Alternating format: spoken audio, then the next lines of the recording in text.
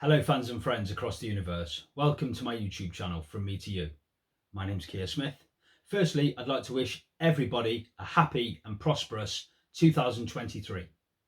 And for today's video, I'm asking the question, do you see the Beatles Magical Mystery Tour album as a true Beatles album? And this video was inspired, I guess, by a conversation I recently had with Beatly Tone. He did a video recently asking whether we'd see a box set for the Magical Mystery Tour album and the Yellow Submarine albums, like we have seen with Revolver, Sgt. Pepper's Lonely Hearts Club Band, The White Album, and Abbey Road.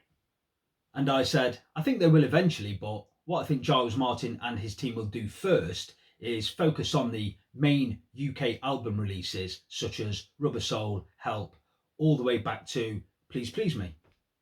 And I think that they'll do it that way, not to neglect Magical Mystery Tour in any way, shape, or form, but as most of us know, when Magical Mystery Tour was released in the UK, it wasn't an album, it came out as this double EP.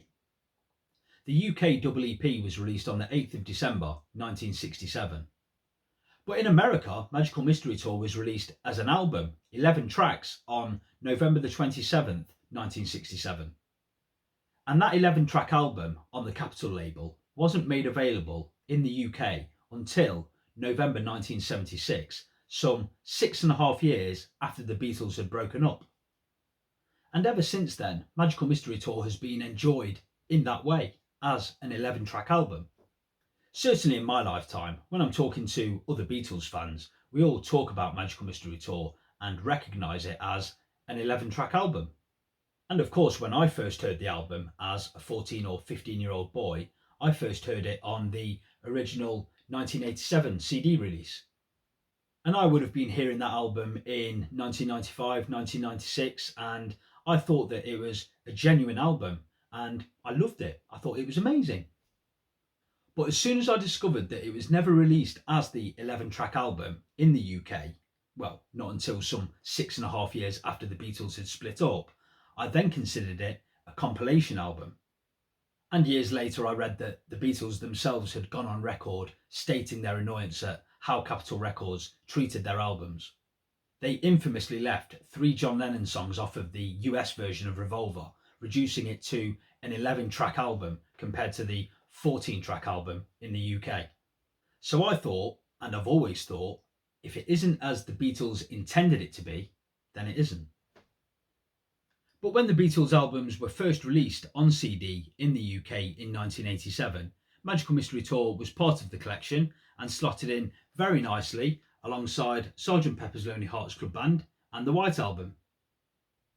And when the CDs were remastered and repackaged in 2009, it was again faithfully replicated as if it were a true album. So I, like many of us, have always enjoyed Magical Mystery Tour as the 11-track bundle of joy that it is. Obviously, I don't stop the album after the first 6 tracks saying, no, we won't have any more of that, thank you. I must stay faithful to the UK double EP.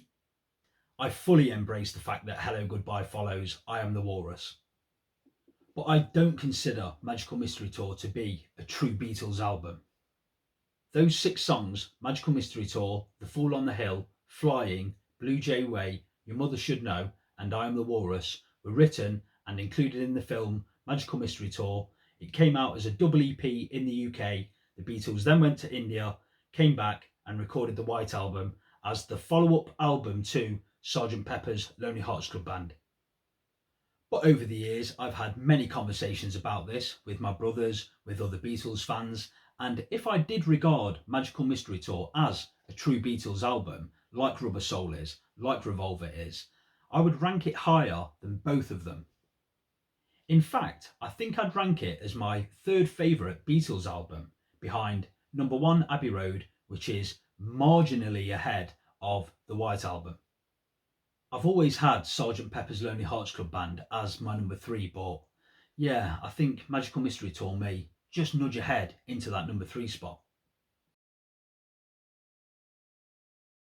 But anyway, that's my thoughts on this subject, and I'd love to know yours. Do you see it as I see it, or do you consider Magical Mystery Tour to be a true Beatles album? Please let me know in the comments section below. Please give the video the thumbs up if you enjoyed it. Please subscribe to the channel. There'll be lots more to come. Thanks as always for watching. See you next time.